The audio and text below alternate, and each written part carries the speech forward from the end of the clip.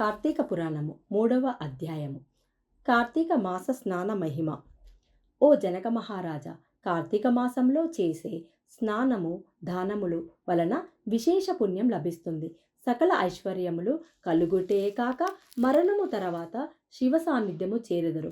కాని కొంతమంది భోగభాగ్యములు విడవలేక కార్తీక స్నానము చేయక అవినీతి పరులై భ్రష్టులై తిరిగి అనేక జన్మలు చండాలులై పుట్టి చివరకు క్షుద్ర జన్మలు అనగా కోడి, కుక్క, పిల్లి మరియు బ్రహ్మ రాక్షసులుగా పుడతారు. దీని గురించి ఒక ప్రాచీన కథ చెప్పెదను, శ్రద్ధగా వినుము అని ఈ విధంగా చెప్పసాగాడు.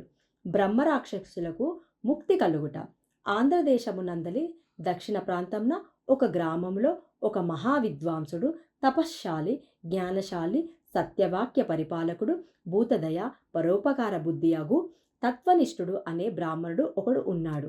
ఒకనాడు ఆ బ్రాహ్మణుడు తీర్థయాత్రలు చేయవలననే కోరికతో బయలుదేరి చివరకు గోదావరి తీరానికి చేరుకున్నాడు. ఆ తీర్థ సమీపమున ఒక మర్రి చెట్టు ఉన్నది. ఆ చెట్టుపై భయంకర ముఖములతో, పొడగాటి జుట్టుతో, నల్లని తాడి చెట్టులాగా బాణపొట్టలతోనూ చూచువారికి అతి భయంకరంగా ఉన్న ముగ్గురు బ్రహ్మరాక్షసులు నివసిస్తూ ఆ దారిన వెళ్ళే బాటసారులను పట్టి భక్షించుచు ఆ ప్రాంతమంతయు భయకంపితంగా చేసేవారు.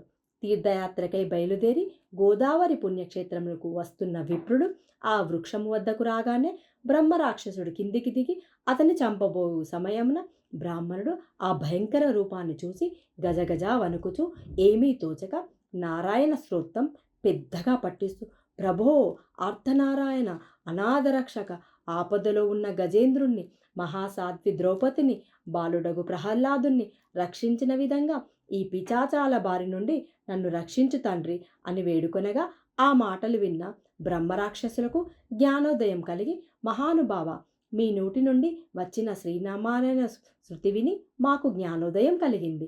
మీ రాక వల్ల మేము ధన్యులమయ్యాము, మమ్మల్ని రక్షింపుము అని ప్రాధేయపడ్డారు. వారి మాటలు విన్న విప్రుడు ధైర్యం తెచ్చుకొని, ఎవరు మీరు?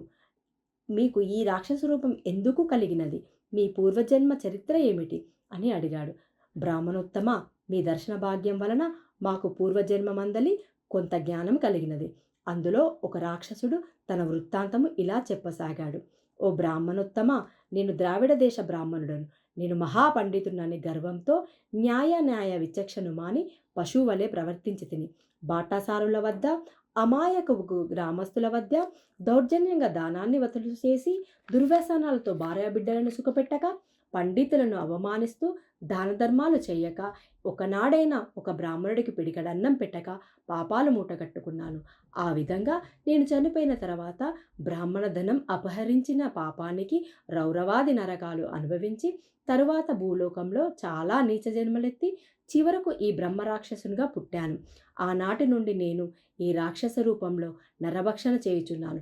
కావున బ్రాహ్మణోత్తమ, నన్ను ఈ రాక్షస రూపం నుండి రక్షించవలసిందిగా మొదటి రాక్షసుడు తన వృత్తాంతం చెప్పి వేడుకున్నాడు. ఇక రెండవ రాక్షసుడు, ఓ బ్రాహ్మణోత్తమ, నేను కూడా పూర్వజన్మలో బ్రాహ్మణుడనే. నేను నీచుల సావాసం చేసి తల్లిదండ్రులను బాధించి వారికి తిండి పెట్టక మార్చి వారి ఎదుటనే నా భార్య బిడ్డలతో పంచభక్ష పరమన్నాలు భుజించాను. నేను ఎట్టి దానములు చేయక నా బంధువులను కూడా హింసించి వారి ధనము అపహరించి రాక్షసుని వలె ప్రవర్తించాను. నేను మరణించిన తర్వాత నరకకూపంలో నానాయాతలు పడి భూలోకంలో ఈ బ్రహ్మరాక్షసుడిగా జన్మించాను. నన్ను ఈ పాపాల నుండి రక్షించుము అని బ్రాహ్మణుని పాదాలపై పడి వేడుకున్నాడు. ఇక మూడవ రాక్షసుడు కూడా తన వృత్తాంతం ఈ విధంగా చెప్పసాగాడు. మహాశయ, నేను ఒక సంపన్న కుటుంబంలో పుట్టిన బ్రాహ్మణుడు. నేను విష్ణు ఆలయంలో అర్చకుడిగా ఉన్నాను. స్నానము సంధ్యలు విడిచిపెట్టి కర్మచండాలుడినై భగవంతునికి ధూప దీప నైవేద్యములను అర్పించక భక్తులు తెచ్చిన సంభావములను నా ఉంపిడి గత్తెలకు ఇచ్చి మద్యము మాంసము తినుచు పాపకార్యములు ఎన్నో చేశాను.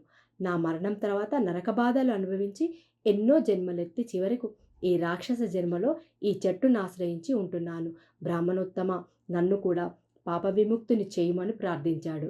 ఓ జనక మహారాజా, తపోనిష్ఠుడగు ఆ బ్రాహ్మణుడు 3 పిశాచాలను ప్రార్థనలను ఆలకించి వారితో, ఓ బ్రహ్మరాక్షసులారా, భయపడకండి, మీకు విముక్తిని కలిగించేదను అని వారిని ఓదార్చి తనతో తీసుకుపోయి ఆ ముగ్గురిని విముక్తి సంకల్పము చెప్పుకొని తనే స్వయంగా గోదావరిలో స్నానం చేసి వారికి తన స్నాన పుణ్యఫలాన్ని పంచి ఆ ముగ్గురు బ్రహ్మరాక్షసులకు దారపోయగా వారి రాక్షస రూపం పోయి దివ్య రూపంలో ధరించి వైకుంఠమునకు వెళ్ళారు.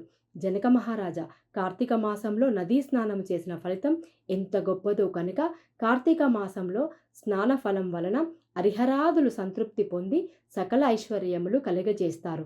కనుక స్త్రీ పురుషులందరూ కూడా కార్తీక మాసంలో పుణ్య నది స్నానం తప్పక చేయాలి. కార్తీక పురాణంలో 3వ అధ్యాయం సంపూర్ణం.